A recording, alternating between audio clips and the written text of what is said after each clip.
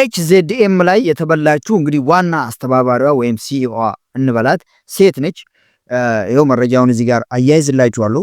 ከዚህ ንግድ ፍቃድ ላይ የሷን ሙሉ መረጃ፣ ሰፈሯን፣ ስልኳን፣ ስሟን በአጠቃላይ ማግኘት የምትችሉ ስለሆነ እነኚህን መረጃዎች በመጠቀም ለህግ አርባ ገንዘባችሁን የሚመለስበትን መንገድ መሞከር አለባችሁ ማለት ነው።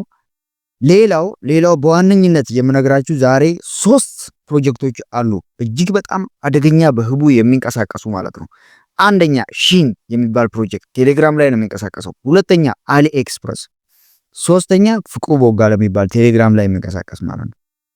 እነዚህ 3ቱ ናቸው እጅግ በጣም አደገኛ ናቸው። አሁን ትንሽዬ ስለ ቴክኖሎጂ እውቀት ያለው ሰው አሊ ኤክስፕረስ እና ሺን ስለ የሰው ያበደ እንደሌለ ይችላል። ኖ አሊ ኤክስፕረስ ብለው ዌብሳይት ከፍቶ በጣም የሚገርማችሁ ነገር የነሱን ኢንተርፌስ ተጠቅመው ነገር ግን የኢትዮጵያን ብር እየተቀበሉ ስካም የሚያደርጓቸው አሉ ማለት ነው።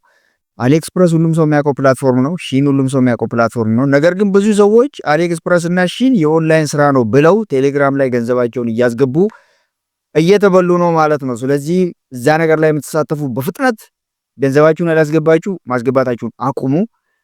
ዊዝድሮ ያላችሁ ደግሞ በፍጥነት ዊዝድሮ አድርጉ። ተመሳሳይ ቪዲዮዎች ሁሌ እንዲደርሷችሁ እኛም ፎሎ ማድረግ አትርሱ። እንዲሁም ቪዲዮ ከተመቻችሁ ላይክ አርጉት። ሞር ቲፖችን ለማግኘት ከፈለጋችሁ ደግሞ ቴሌግራም ቻናላችን ባዮ ላይ ያለላችሁ ጆይን አርጉ። ይመቻችሁ።